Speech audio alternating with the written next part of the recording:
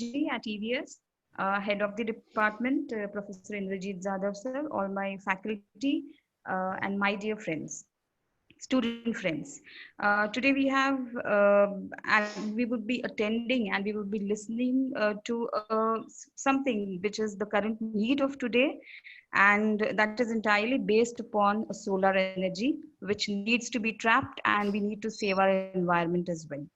So we have a guest who has been working consistently in this field, architect Sohan Das, an alumnus of our department as well.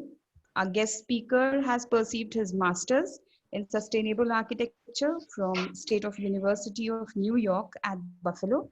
He has also shouldered responsibility as a director of solar and energy storage at EVS. He is a seasoned solar energy veteran, having worked in the industry for over 11 years. Commendable, sir. At EVS, he spearheads multiple design teams, and his teams have completed solar designs throughout the US. He has provided the leadership and expertise that helped grow the electrical, structural engineering aspects of the solar energy group to a current team count of almost 30.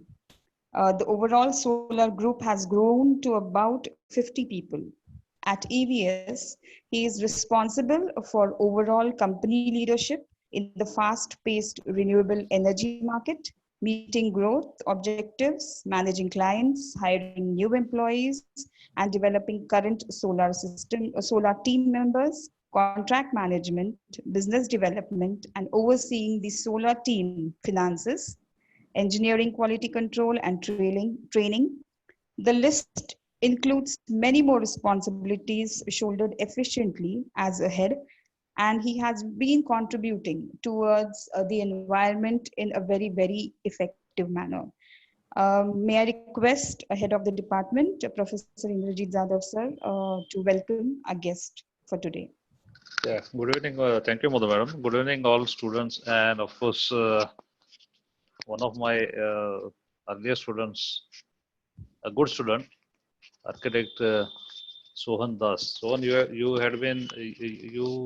have been always a good student, and you are proving yourself now also in the area which you are working. You are reaching the heights of your career, and the way you are working, your biodata says that your company has done these kind of projects throughout US. That is really commendable, and we are happy to once again get connected with you through these webinars.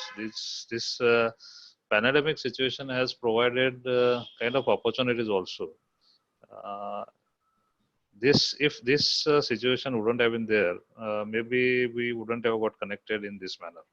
So I saw you in one of the webinars, I think 1.5 months before, and I heard you. And at that point of time only, I had decided to call you at some point of time.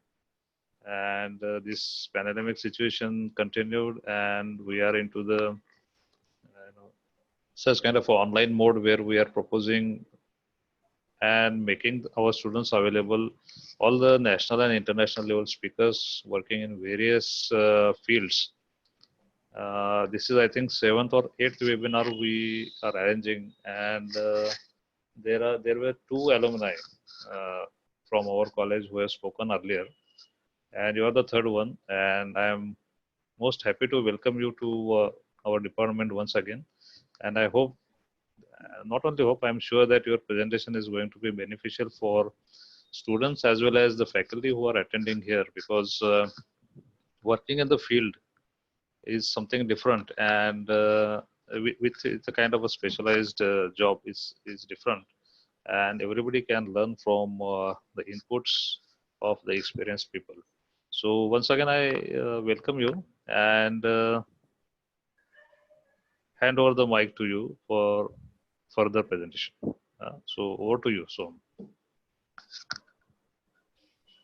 Okay, well, thank you, Jadhav sir. I really appreciate the invite, and I've always had, I see Fartare sir is joining as well. So great to see, you, Jirge ma'am, and Fartare sir.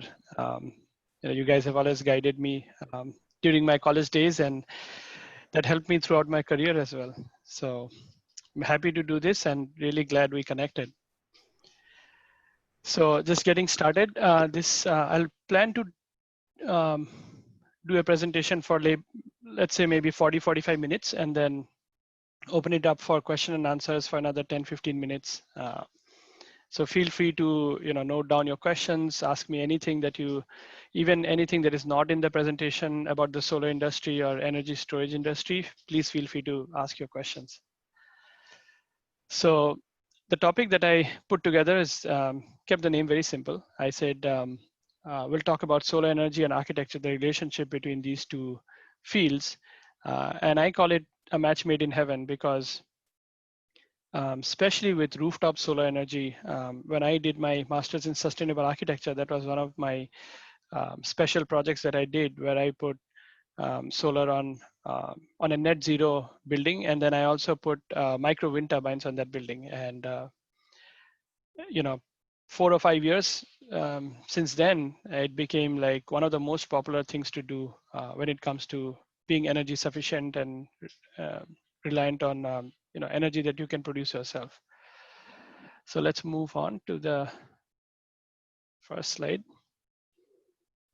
So some topics that we'll cover today is relationship between solar energy and architecture, modern day use of solar in commercial and industrial buildings. We'll also talk about the future. What does the future hold? Sustainable buildings, solar energy plus energy storage and batteries is becoming very popular. It used to be expensive before, but now the costs are coming down, so it's becoming more and more popular these days. And then also how it ties into electric vehicle charging. And I saw some news, electric vehicles are getting popular in India, and it's already very popular in the US. As you can see, Tesla became the largest, the most valuable car manufacturer in the world. And all of that will tie into, you will get your power through the building itself. So that's very interesting combination of these three different industries.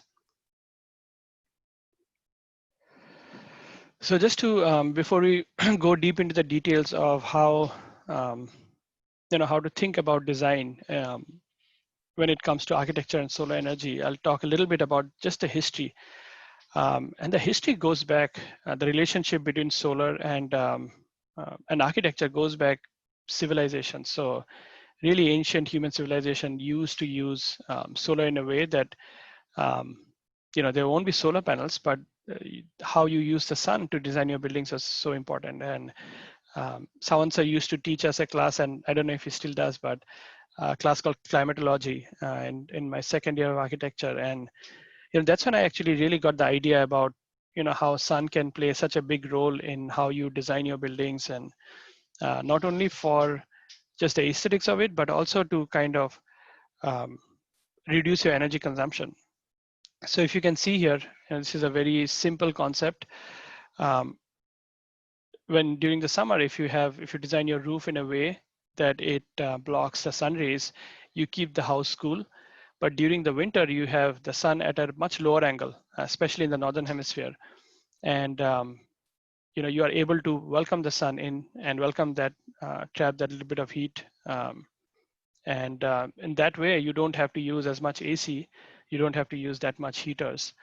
And the ancient Greek, Romans, Native Americans, New Englanders, and numerous other cultures understood the strong relationship and used this to their benefit. Now we'll talk a little bit about different technologies within the solar industry.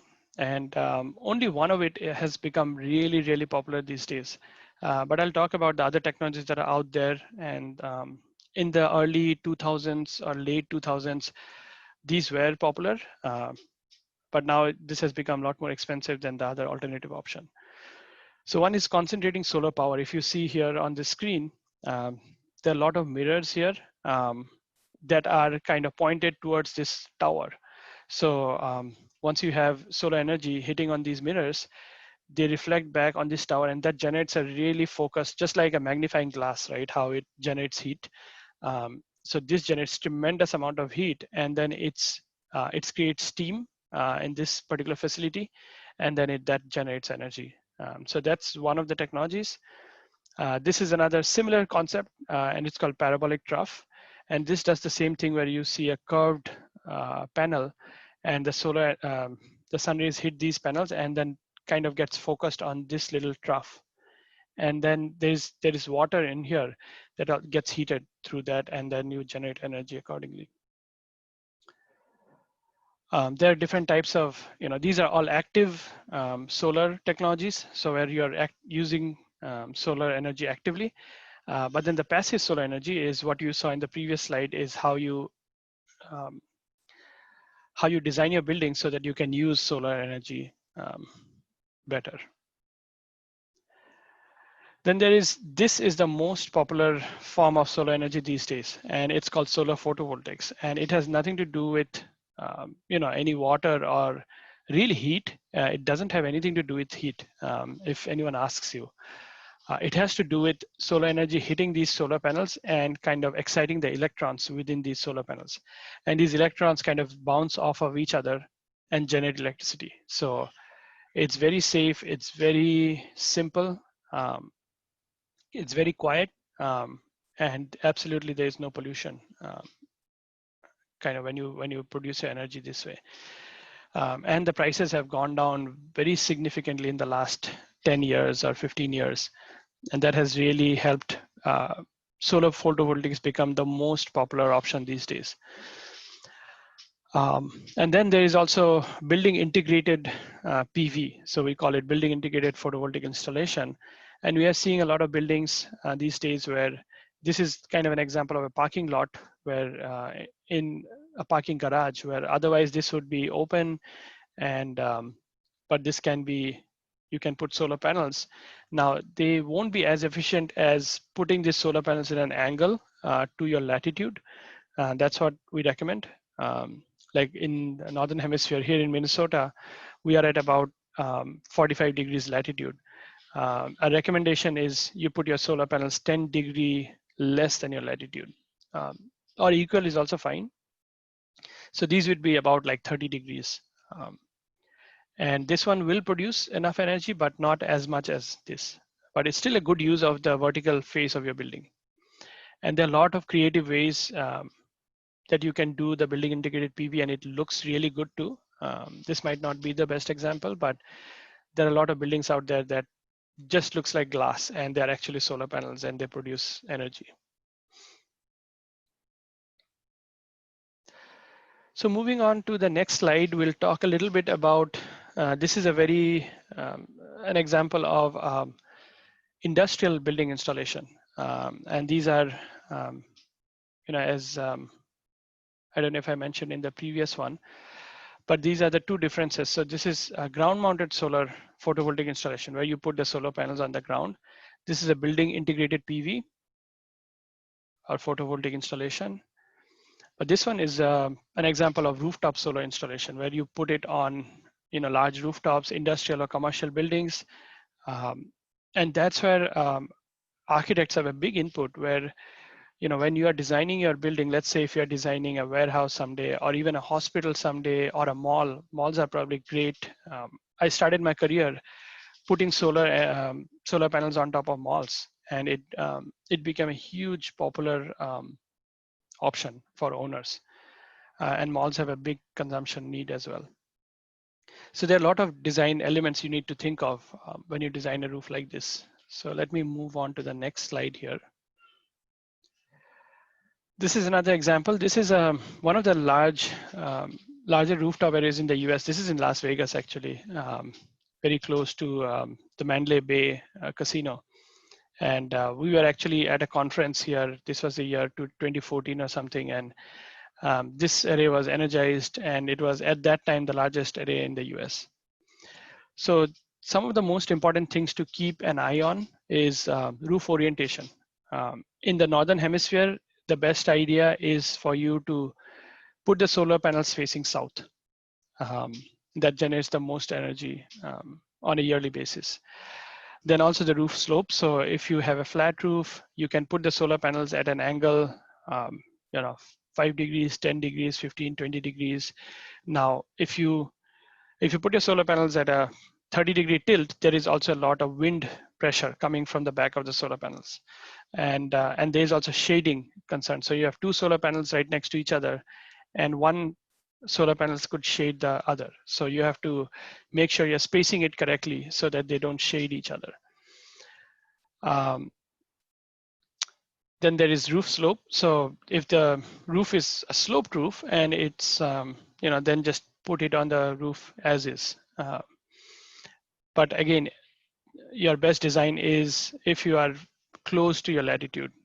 In India, I would believe we are at,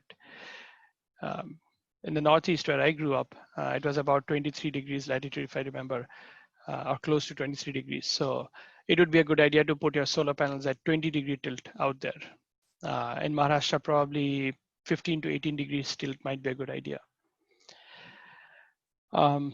Again, one big thing, and I've already touched on shading.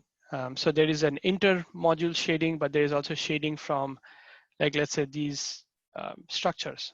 There's shading from HVAC units, there's shading from nearby, like parapet walls and all of that, that you have to keep an eye on.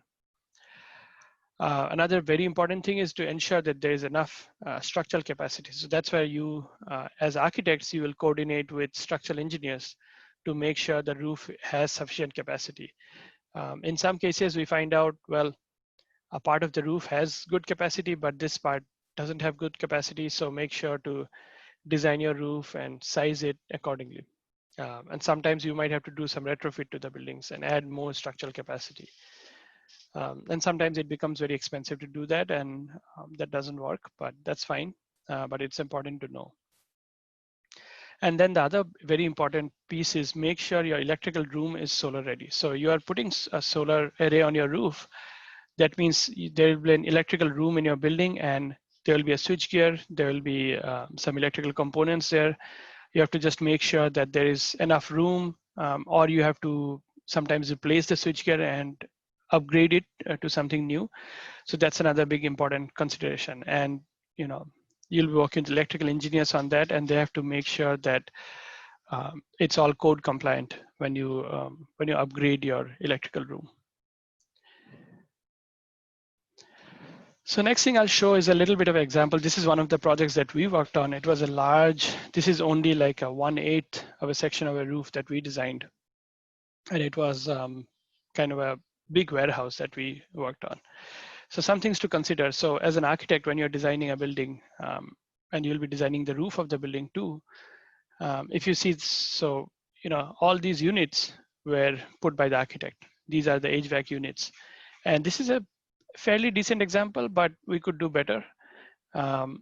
So then when a solar energy engineer designs the solar array, they have to stay away from these HVAC units, and they have to also stay away from potential shading. So in this case, south is this side. So the shading will kind of fall on this side. So we have to make sure that we are staying away from potential shading of these units. And then there is also, you have to provide access way. So fire is a consideration. So just in case if there is a fire, there should be enough, enough space within these different solar arrays to walk. And so basically there are code requirements where in US you should not design more than 150 feet. A grid can be at the most 150 by 150 feet in the US. So that's what you see in this particular design. Nothing is more than, this is 148 feet.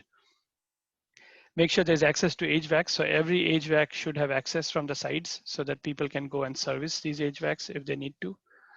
As I mentioned earlier, shading considerations are very important. So make sure these HVAC units are not shading your solar panels. And then another piece that probably architects won't get much deep into is wiring. So when we design it, we have to make sure these are wired correctly and that we are not like jumping from this row to that row to connect the different wires, so that to keep the costs down. One suggestion I always provide to architects is that when you are designing this roof, if you are able to keep the HVAC units or any obstructions, means there could be other vents or there could be skylights. when you design your roof, let's say you're putting some skylights there, try to put them in one single straight line so that you can, when you are putting solar array, um, you can, you can be a lot more efficient with your solar array. And then also, if you're able to, if you have to put your HVACs in some place, maybe try to put it in the north side of the building if you can, or like one edge of the building, right? So that it doesn't eat up shading on both sides. Or if you put a major chunk of let's say if they were able to concentrate some of these in an L shape here, then we wouldn't have lost this much area in here. So something to consider. It's not always possible, but if you're able to, then that's what we'd recommend. We'll talk a little bit about, Jadhav sir asked me to touch a little bit about pricing, or like how much solar panels cost and a solar installation cost. I thought about putting a slide, but didn't have enough time. So, but I'll just talk about it a little bit. So when I started in, and I can only talk about pricing in the solar industry in US. Obviously in India, the pricing also saw kind of similar trajectory. But when I started in the US, a solar energy install like this would cost about $3 to $4 a watt. $3.50 a watt, and that's how we measure. So let's say you put a 1 megawatt project, which is 1,000 kilowatts, or basically 1 million watts. You are talking about $3.5 million of capital cost. That price has gone down to about $1.50 right now. So the $3.5 million these days in the last 11 years has reduced to $1.5 million. So significant, more than 50% cost reduction. A solar panel used to cost about $1.75 a watt. So again, like if you have a 400, that has gone down to about 40 cents a watt right now. So let's say you have a 400 watt solar panel that costs about $160 these days, and used to cost about more than $1,000 back in 2019. So that price has significantly dropped. Yeah, so the same thing can be applied in India as well, and the pricing has, 400 watt solar panel would be 160 times 70 rupees per dollar. So that's where we are at, and it has become very competitive these days. So just moving on, we'll talk a little bit about the future. What does the future hold for solar? And as I mentioned, that energy storage is becoming very, very popular. And so if you can see in this particular diagram, and this is a very basic schematic, there is, you can put solar panels on your roof. It goes to, well, in this particular picture, you don't see, but it actually goes to an inverter, which converts DC electricity to usable AC electricity. So DC electricity is kind of the raw electricity that these solar panels provide, but then it's converted to AC electricity that is usable in homes and commercial buildings. And then you can save, let's say in the morning, you are producing more energy than this house is consuming. You can save it in this battery, and then you can use this energy in the night when your solar panels are not producing. And then this one is called a PHEV, is a plug-in hybrid electric vehicle. So you can use this energy directly from the solar panels and convert it into AC and charge your car, or you can place it in the battery, and then this battery can also charge your car. So that's going to be the future. I myself have solar panels on my roof. I have an electric vehicle. I don't have a home battery yet, but someday I will. But I charge my car through my solar panels. I have not been to a petrol pump or a gas station in more than a year now. So it's been a good change, and especially where I live in Minneapolis, Minnesota, it gets really cold in the winter. And it's really nice to not have to go to a gas station in the winter and just charge your car from your home. This is another example of a parking lot where you can do the same thing. It's even simpler. If you see there's a solar panel shade, it's called a carport, and this is also becoming very popular especially in hotter areas in Arizona and California. You can put structures like this on a parking lot, and you'll have an inverter right here, and a charging station and batteries, and then you can charge your car directly from this carport solar installation.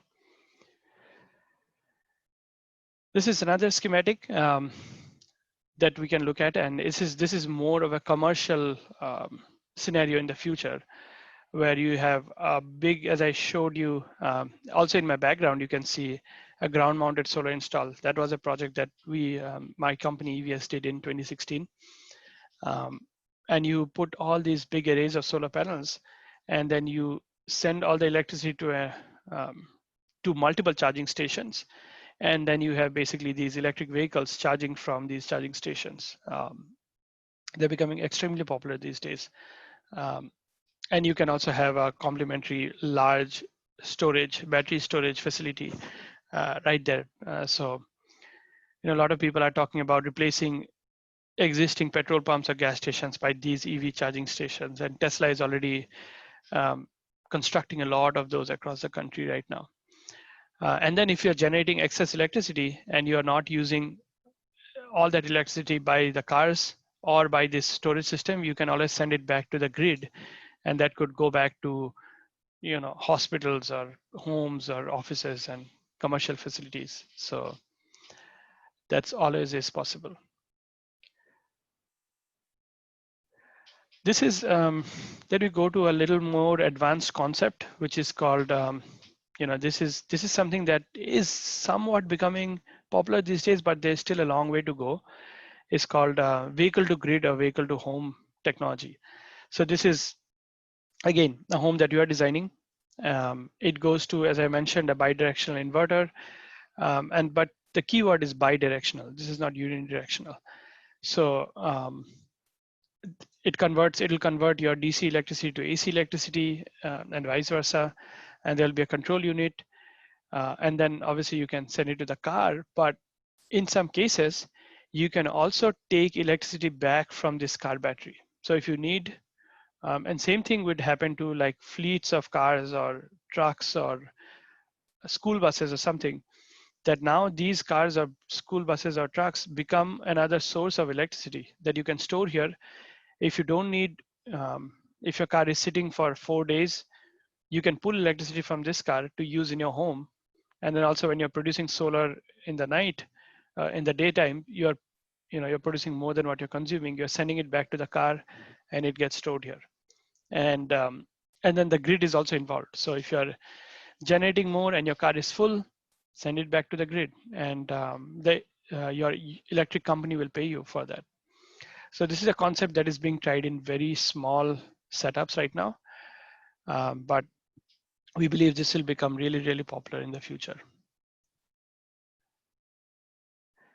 So, that's, I try to keep it short. There are a couple more slides that was here, and we talk about, how solar energy is going to become really popular during the pandemic, and we are already seeing that.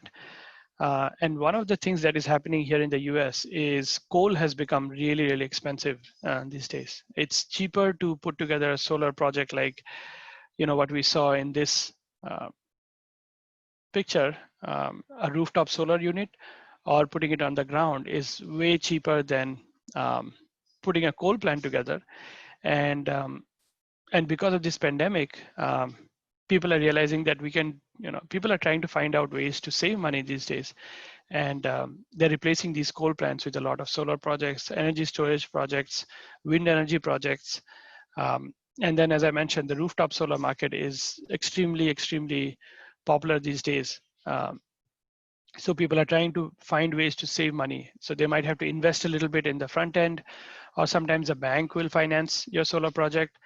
But when you look at a long-term picture, you get your payback in, you put let's say, in rupees, 1 crore rupee to put solar on this building, but it'll pay back in 5 to 6 years. And after that, your electricity is free. And that's the most compelling concept that people are buying into and are investing in solar energy moving forward. So with that, I will open up to questions from the group.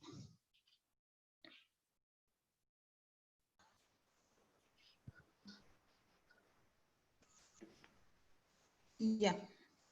So there are a few questions in the chat box. Sir, could you go Yes, in more that's, detail with V2H, V2G systems? yeah. Okay, so yeah, let's go to that slide.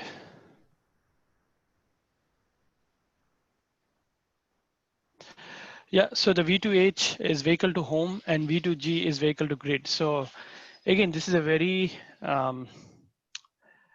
new concept, and just recently the US government actually allowed, in the past they would say, well, if you have a battery in your house or if you have a battery in your car, you cannot sell it back to the grid. You cannot send it back to the grid. That you have to just use up yourself. But now they have started allowing you can sell your energy that is stored in the car or energy stored in the battery. You can send it back to your utility grid. So in this, again, in this case, as you can see, if you have a solar on this roof, you can send it to your car to store the energy here, or you can, if your car is full and if you are generating enough that your house is not using, you can send it back to the grid, or you can send it back to your electricity grid, and they will distribute it to hospitals. They'll distribute it to commercial buildings, and the same thing will apply not only to homes but to businesses as well. I take the example of, like, let's say a school building where you have a big solar array on your roof, on your college roof, let's say a college building, and you have, schools here have, 20 school buses, right? And you have all these batteries in these school buses. And let's say during the summer, if the school buses are not running, but your roof is still generating electricity, you are selling it back to the grid. And actually the school is now making money because, well, they are still generating electricity, but they're not really using it. And they're able to sell it back to the grid. Does that make sense? Well, that's really great. Um, there's another question. So, what are the prospects in India for solar energy utilization, and why is it not getting so popular over years? Right. So the prospects in India are, I think one of the best in the world right now for solar energy. And obviously it took a little bit of time for India to catch up. But I think it is getting very popular now. India has some of the largest ground-mounted solar installations. I actually attended a conference called Intersolar in India in Bangalore in end of 2018. And they were talking about how solar energy is becoming, such popular. There is a lot of catch up to do with codes, just to make sure that, when you're installing solar on the roof, it's safe. It's not creating a fire hazard. There are a lot of papers that are coming out. One of the things that India actually suffers from is having a very strong grid. So if you have a grid, if you have an electric utility that is not very strong, then actually all this transfer of power back from your home, transfer of power from different sources becomes a little bit, if you don't have the right equipment, um, sometimes the grid is not able to handle it. So this is something that is working, the government is working on a higher level to make sure the grid is resilient, and that you can send power back to the grid whenever you want. You can send power back to the grid from wind projects, solar projects, or geothermal projects, any renewable energy project, and the grid is able to sustain it without breaking down. That is one big challenge in India. But I think pricing wise, the solar energy pricing is very competitive. It will become very popular. So it's just a matter of time. Yes. Another question. I have read about the power walls and solar roofing for existing roofs by Solar City at Tesla. how can application of it change the designer's perspective and the designing process?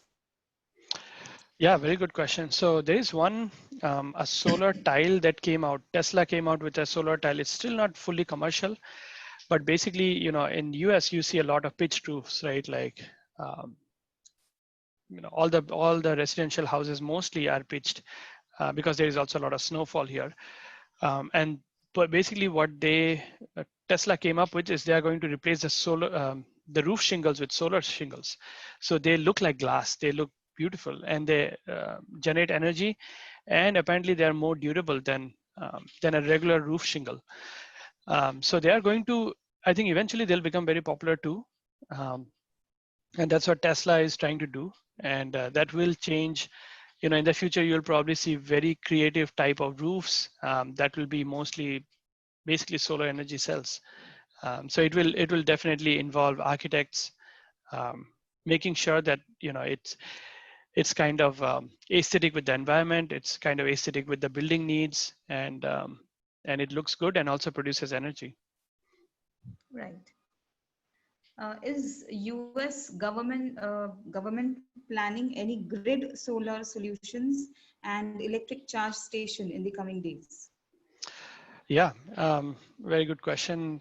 Yes, the US government is preparing for, as I mentioned, fleets of electric vehicles. There are a lot of cities that are, these city buses that we have, they are already switching to electric now. And, these are giving me really good ideas for the next presentation. So in Yeah. Germany, they have these, what I say, like the solar bus stations, they have a charging infrastructure above it. So it's like when you see trains with the electric lines, they're kind of doing the same thing with buses, where a bus comes up to the to your bus stop, and then it kind of hooks up um, to the existing electric structure overhead, and they are called superchargers. So they charge very quickly. Like you stay there for 5 minutes, and you can get charged for X number of miles, and that's already happening in Europe quite a bit, and US is also doing that right now. And um, we'll see how India reacts to something like that. It takes a lot of planning, a lot of infrastructure planning, but I'm Right. hoping at least not that one, but at least let's say if you have your let's say your ST stand someday could have solar on the roof. Plenty of solar on the roof. They'll have electric batteries and charging stations, and the buses can convert to electric. And think about how clean that would be, and how clean your air would be if that happens. Um, and yeah, and it'll be just a very efficient solution. Yes, sir. Have many commercial buildings in US gone dependent on solar energy? Yes, especially it really started on the East Coast and the West Coast. So New York, California, out there, the electricity prices are higher than kind of the central US where I am in Minneapolis and all. So they were really able to use malls. We have done projects on FedEx buildings. We have done projects on Amazon fulfillment centers. We have done projects on like offices, retail complexes, industrial warehouses. So a lot of them are going, especially roofs which has a lot of area, are going solar quite a bit. Okay. How to calculate energy produced from the solar panels accordingly? Yeah, so it's kind of very simple. So each solar panel is anywhere between, there are commercial solar panels about 6 feet by 3 feet, 6 feet long by 3 feet wide, and they can produce these days. When I started in the solar energy sector, they used to produce about 260 watts, but now they produce anywhere between 400 to 430 watts. So when you put, basically it's just a simple multiplication. You put 100 solar panels on your roof, you have basically a 4 kilowatt system. Sorry, not 40 kilowatt system. So 40,000 watts will be 40 kilowatt system. Uh, typical A typical household in the US, consumes about 8 kilowatt of solar energy. So just to give you a perspective, that'll be probably 20 solar panels on your roof. A typical household in India probably will be much, much less. So I would say maybe 3 kilowatts would be more than enough. To meet your energy needs. Right. Is there any limitation on the energy consumption? I think the question is, so is there any limitation on energy production? No, means you can, as long as you have net metering. So let's say a net meter is a meter that basically does, let's say I'm still taking this example. You have solar on this roof, you have a meter right here. You're sending back sending electricity to, using it in the house or sending it to the grid. This meter basically does a plus minus of how much you are consuming. Again, you can consume as much as you need to. And if you need more than what you are producing, you can always pull it back from the grid. You can pull from the grid your energy. But if you're producing more than what you are consuming, you're sending it back to the grid. So there's, as long as there is net metering, and that's the key word, a meter that does basically a plus minus of how much you're producing and how much you're consuming, there should not be any limitation of how much you can produce or consume. All right. How can India move towards solar energy conservation, taking in consideration with the climate and weathers, especially the coastal areas? Yeah, so I don't know what exactly the concern is. So one thing that happens in coastal areas is you get a lot of wind. So when we design solar energy in coastal areas, we have to make sure our structural engineering is very solid. So there are a lot of wind tunnel testing that is done to make sure your solar panels are not flying off at a 90 miles per hour wind. So sometimes the foundations, on the ground mounted solar panels, the foundations are dug deeper. On rooftop solar panels, you can actually tie them down to the roof, or you can put concrete ballast to keep your solar panels on the roof. And again, the solar racking manufacturers, racking is the steel structure or aluminum structure on top of where the solar panel sits. And they do wind tunnel testing to make sure they are not flying off at a 90, 100, or 110 mile per hour wind. And they would reinforce accordingly to match those coastal areas if needed. So hopefully that answers the question. The other thing I can think of in coastal areas is also a lot of salt buildup sometimes. Right. And in those areas, sometimes you'll have to just clean up solar panels. Maybe every 3 to 4 months, you'll have to wash them. So there's a little bit of cost associated with that. But there are a lot of actually robotics these days where there are technologies are coming up where you don't actually have to go and wash them with water, but they will just, the robot will clean your solar panels without using water. So that's become very popular as well. Yeah, I was about to ask you the same thing. How do you deal with the dust factor? Because if it covers the panel, then the solar rays infiltration would be less. Mm-hmm. Yeah, that's a big problem in India, especially. That's the thing. Yeah, so that's where some of the robotics will come in really helpful. On rooftop, it's a little more challenging to apply those robotics, but on ground-mounted solar panels, like let's see if you can see on my background here, there are robots that kind of traverse this whole length of the solar panel, and it will clean up the solar panel very efficiently. So that's already happening. I think there is a project in Kamuthi in Tamil Nadu that basically Adani Group did, and they're already utilizing the technology with the robots. I would also request you to a little bit elaborate on that wind tunnel test, because some of the students may not know what it is. Yeah, so it's basically a controlled testing facility. So let's say you'll have basically a tunnel where you'll put your solar panels, and they will basically have artificial air thrown at the solar panels at 90 miles per hour or 100 miles per hour. And basically they'll do testing. They'll reinforce this solar panel with a deeper foundation, or they'll reinforce it with ballast, or they will tie it down to the roof, and they'll make sure that the solar panels are not flying away. So that's pretty much a very simple definition of wind tunnel testing. All right. Another question is, what are the advantages and disadvantages to active solar plates versus passive solar plates? So, active solar and passive solar, the way I define it is, active solar is, solar panels on your roof, right? And passive solar is not really solar panels. It's basically how you utilize solar energy without using solar panels on your building. So that's kind of the definition of active and passive solar. So it's not really solar panels that are, this is passive solar, as you can see on my screen.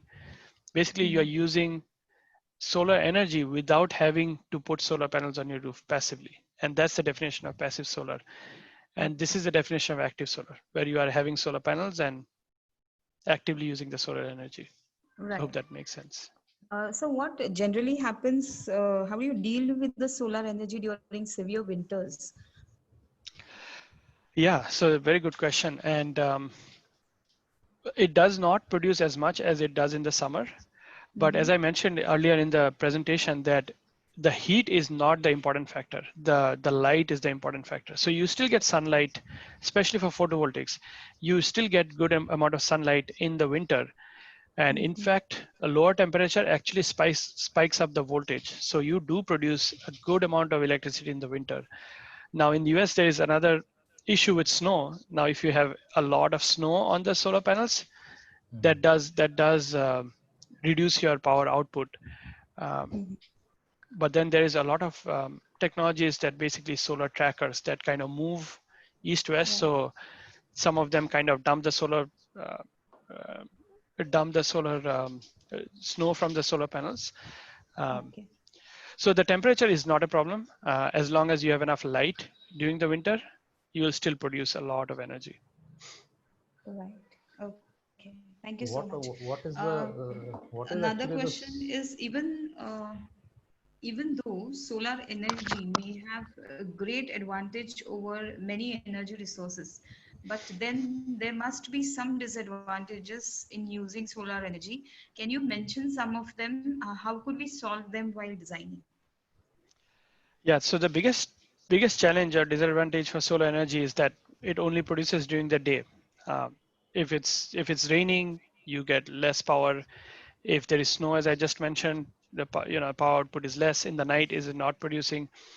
So the only way we can resolve this is with batteries, right? So and that's where the industry is going right now, as we are adding batteries to these solar projects. And they used to be very expensive, but now they're becoming way cheaper. So yeah, that is the biggest challenge that we face. But the industry is moving in the direction where this will become very feasible in the future. Okay. Sohan, the surface of the panels is made of which material?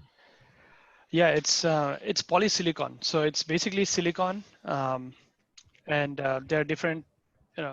There's monosilicon, there's polysilicon. So basically, it's all silicon. Does it have some quality about reflection of the light? Well, there is a technology called stippling. So that kind of moves me to another direction, which is in a lot of, so this one, as you see, and this is basically glass. So this is not the technology that is very popular these days. The next one you see, this is the silicon technology.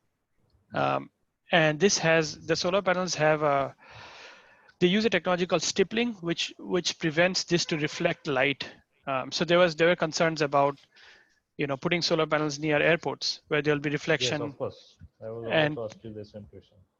yeah, and they're concerned about putting solar panels, even on the side of highways. But the technology, they have incorporated technology here that this doesn't reflect at all, right? So you won't see any glare coming from these solar panels to your eyes. So because they are polysilicon solar panels.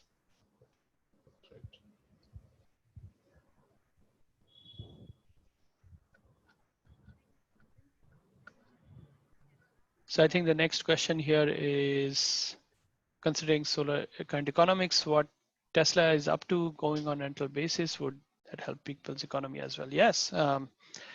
Actually, rental is becoming very popular as well. So in some cases in US, you can lease, let's say you can lease your roof. And this could give ideas to people who are entrepreneurs. Let's say if you are in the future, if you go, and I know every architect is an entrepreneur. So in the future, if you go and do your own practice, but you also want to put solar, add solar to your services, you could actually lease a roof and put solar and just pay a lease money to someone who's the building owner, um, and then sell the electricity to someone else. That could be done. Or someone can lease solar panels from you. You can say that, hey, I'm going to rent you a solar energy system. You put it on your roof, you pay me rental, and you sell your electricity, either use it yourself or sell it to your neighbor or do whatever. And that's where the economy is going slowly. So there's a lot of creative ways that people are able to kind of utilize, leases, rentals for solar panels, leasing your area to put solar panels or renting your area. So when we put solar panel on this ground, we are paying a rent sometimes to whoever the owner of this property is. So obviously they're making good money, and that makes it very attractive.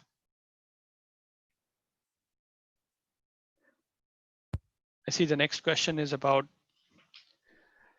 how much the estimation goes for an electric charging station like petrol pump. While discussing the warehouse slide, you told to keep away from shadow. Does it have any health harm? So a lot of questions here. So, well, obviously everything we do goes to an estimate, right? So when you are estimating, when you are putting together estimate for, let's say this solar project, we are creating an estimate how much this entire installation will cost, how much energy this building is consuming, how much electricity bills they pay, how much this can offset. Same thing applies to batteries. Same thing applies to when you put, electric vehicle infrastructure, charging infrastructure. So, and there's a calculation that is being done in Excel spreadsheets to see what is the payback. So you spend, 10 lakh rupees on this solar installation, but then you save a lot of money in electricity. You sell some of it back to the grid. You get your 10 lakh rupees back in 6 years. And then after 6 years, your electricity is free. And that basically is almost like doubling your money in 6 years, right? So you still, after 6 years, you still own this asset. You're still producing electricity, you're getting free electricity. So a lot of banks, that's why they like to invest in something like that, because now the bank owns this solar panel, well, and they're making money after 6 years. The next question is, while discussing the warehouse, you told to keep it, does it have any health harm? So there's no health harm. The reason why we want to keep it away from the shadow is, if this solar array is shading this solar array, you are just producing less electricity. So just try to make sure, if you can see, in this case, we have a decent amount of space between these two solar arrays, to make sure the shading from this is not on this array. So just to make sure you are being more efficient with your electricity. So next question, what problems we might face in India while using solar panels in India, especially in rainy season in Maharashtra? So yeah, one thing, obviously in the rainy season, you don't produce as much, but it still produces enough. That's, it'll still produce electricity, but it doesn't produce as much. So what we do is we look at the energy production for the year, and we do understand that it will produce less during cloudy seasons. It's not producing in the night. And that's how the planning is being done. So the planning on the grid side, and what I said is kind of lagging a little bit in India, is the electric utilities like, I don't know, Maharashtra State Electricity Board, for example. They should do the planning to be able to incorporate solar to make sure that, even if it's not producing in the producing as much in the rainy season, or obviously not producing anything in the night, they're still getting electricity from wind. And obviously, when I talk about batteries, well, you're storing this electricity in the batteries, and they're using that batteries in the night, and all of that. Other than that, there's one more thing I can think of. In the rainy season, one thing you have to make sure when you are installing solar, this is especially for ground-mounted systems, is making sure you're not making the ground like concrete, right? So when there's rainfall, you can see this. It's basically a grassy field. So there's, when the rain falls, it goes into the ground and seeps into underground, and just don't make it all concrete. So there'll be stormwater runoff otherwise. Okay, I see next question is drastic conditions like high tides or tragic tsunamis at coastal areas. Does it become more costlier in such conditions? What is the solution in such situations? Yeah, so coastal areas obviously has some challenges with high wind. And obviously in case of a tsunami, there's really not much you can do. There are examples though that there are in Puerto Rico or in Florida in US, where when the solar projects are designed very in a proper manner, keeping in mind the structural integrity of the solar panels, they were able to withstand hurricanes. They were able to withstand tsunamis, and there were obviously damages, but it was not as much as kind of destroying the whole solar facility. So 70 to 80% of the facility was still intact after like a big hurricane. So it can be done. Okay, another question is in the Northeast, where we receive the heaviest amount of rainfall. If you're able to use a solar panel in such places, would it be feasible? Yes, it is feasible. Again, there is, if you go into the internet and search for solar irradiation maps, you will see a lot of facilities, and this is the keyword, solar irradiation, that shows like how much a particular area gets how much amount of sunlight throughout the year. And when you look into that, you'll see like Maharashtra is very good with solar irradiation, Madhya Pradesh, Karnataka, kind of the south central part of India, Rajasthan obviously gets a lot of sunlight. Northeast doesn't get as much sunlight as as the south central area of India, but it still gets enough that you can produce enough electricity to meet your needs. And again, at the end of the day, it goes back to you do the calculation. You see there are a lot of production models that we use we input the weather data. So we will take, let's say Shillong, for example, we'll take the weather data of Shillong, we'll input into a model. You'll put a 20 kilowatt system, and the model will tell you the 20 kilowatt system will produce, let's say 50 megawatt hours of electricity a year. In Maharashtra, that 20 kilowatt system will produce 70 megawatt hours. So you will get a little more energy out of the system in Maharashtra, but you will still get 50 kilowatt hours in megawatt hours in Shillong. So it just depends on what is your payback look like. And in Shillong, if your electricity prices are higher than what it is in Pune, well, you are still going to make a lot of money if you're putting solar. Okay, next question is, which one is good for the good and extra producing wind mill versus solar plates in India and as well as other countries?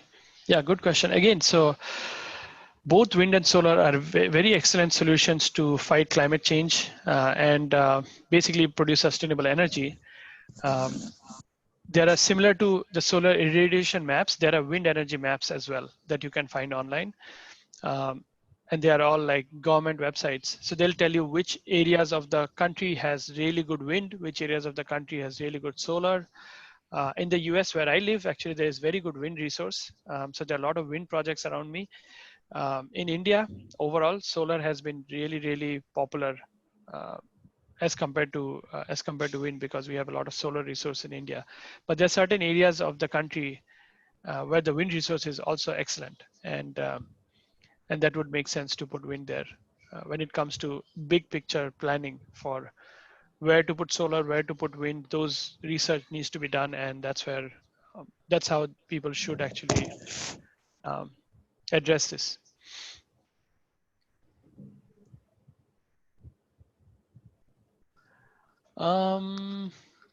Another question is, how long will one panel serve? Very good question. Solar panels typically have 25-year warranty. So when we basically sign deals with different companies, it generally lasts for anywhere between 15 to 25 years. 25 years being most common. So yeah. So as I mentioned, like after 6 to 8 years, generally you are producing free electricity for another 25, 19 years. Thank you, Jirge ma'am. I really appreciate it. Okay, I think. Yeah. Did I miss any questions? Yeah, one question from Jirge ma'am. Are Yeah. solar panels biodegradable? Very good question. That's actually one of our biggest headaches these days.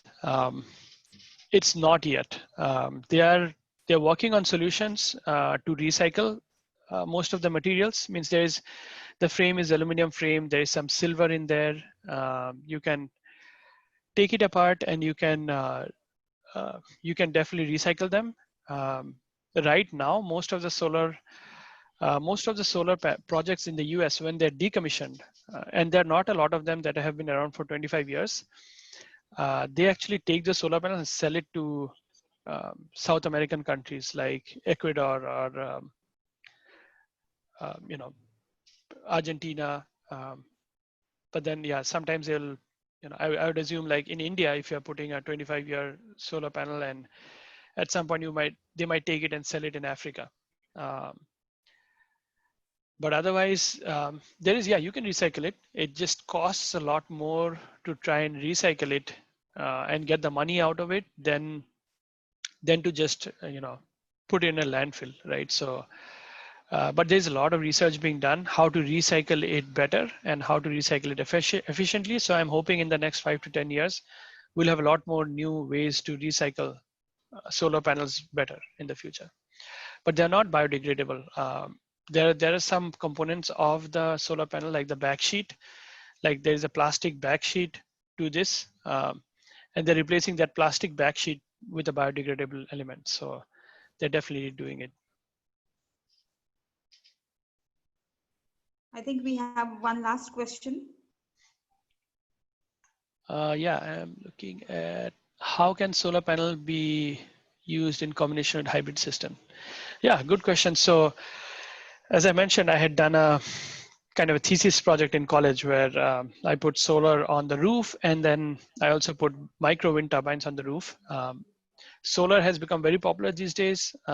Micro wind turbines are still kind of expensive and they don't produce as much energy. But I think I just talked to a company last week, and they are they actually got a big funding from the Department of Energy in US to pursue micro wind turbines on roofs. And that will really complement, at times when if you don't have enough sunlight, but you have good wind, you will be able to still produce a lot of energy through solar and wind. And I think solar, wind, and another technology that is geothermal. So that is basically, you are putting coils under the ground, and these coils kind of go under the ground, and they are used for heating and cooling your building. And then there is also solar thermal. So the technology that I talked about basically produces electricity, but there is a solar thermal technology that even when I was growing up in India, I saw a lot. This is solar water heating. So a combination of micro wind turbines, solar water heating, solar photovoltaics, geothermal, can solve all of your energy needs in the future. So yes, means solar is not the only answer to all the environmental problems. There has to be solar, there has to be wind, there has to be batteries, there has to be geothermal. What we just want to make sure is don't burn fossil fuels. Like if you burn fossil fuels, obviously you're polluting the environment. And that's our goal, to be able to burn as less fossil fuels as we can. Means there'll still be You will still use natural gas, you will still use oil, but the goal is to reduce the use of those kind of materials as much as we can. Yeah. So I think we come to the end of today's webinar, and a great message probably an alumnus could deliver to his students, to the rest of the students. So indeed, it was a very resourceful, very thoughtful, and a very thought-provoking presentation, I must say, and definitely it's going to be beneficial for our students in their academics and in their profession as well. So we are looking forward for more such interactions, sir, and we would call you upon for any of the environmental designs as far as some environmental designs are concerned. So thank you very much, sir, and we hope to stay in touch with you. Thank you very much. Thank you very much, and thank you for the invite, and nice to meet you all. Yeah, nice to Yes, meet Sohan. you too. Yeah. Yes, Thank you, And Sohan. thank you, we're very Jadhav sir. proud of your works, Yeah. very proud of your works. We Thank you were very very much. happy to connect with you once again, and I'm also happy that students have asked a lot of questions and very well answered too. Yeah. Yeah, thank you. I'm very encouraged with all the questions that the students asked. So Yeah, I must I'm say that. glad. Yeah. No, I was saying I'm glad everyone was very engaged and they were thinking about questions. So Yeah. I'm very seems like you guys have very good a very good student body right now. So I'm very encouraged that people will go on and become really good architects and also think about the environment and make sure to utilize solar, wind, and other technologies that will not only improve the environment but will also improve the building quality and everything that we architecture is not just limited to buildings. We are thinking of the whole society as a whole. So uh, I'm very encouraged to see all the questions. So thank you. Yeah. So there's one very important question. Where do students catch you up on the site? On the site, as in, like I'm on LinkedIn. I'm on you know not I'm not very I'm not very active on Facebook, but I am definitely. You can send me a message on LinkedIn or connect with me on LinkedIn if you'd want to. Yeah. So the best part, I would say, of this presentation were the question answer sessions, wherein you have answered I mean, you have replied in a very simple manner, wherein the students could actually understand whatever you have conveyed to them. So that was the best part, I must say. Very well answered questions, and thank you Yeah, so much. Yeah, I yeah, I would take learned that that. from Jadhav sir. Yeah, Yeah. Huh? right. I learned Very that well from said. Jadhav sir. Yeah, yeah. Now I this will was the tell best you. part. No, I will tell you one more thing which you will still love and also love also. Yeah. Because this was presentation on solar and you answered very well and spoke very well. It was an enlightening presentation. Yeah, Thank you, sir. right. Yeah. That was a joke. That was the other joke. We called it as intelligent, Thank you. because intellectual because jokes. it was solar, it was enlightening presentation. Enlightening. Got it. Okay. Okay. Yeah, yeah. Thank you. So Yeah. in future also, Good one. in future also, Sohan will be getting connected with you when the time permits and when the situation permits and demands. Mhm. So keep in touch. I will. Yeah. Yeah. Thank you. And nice to meet Thank you, you so Mithali much. ma'am. Yeah. Yeah, same here, Zone. Okay. Right. Okay. Well, have a good Yeah. evening, Bye everyone. bye. Yeah. Okay. Stay safe Okay. Bye. and Have a take good day care. ahead. Yeah. Bye. Yeah.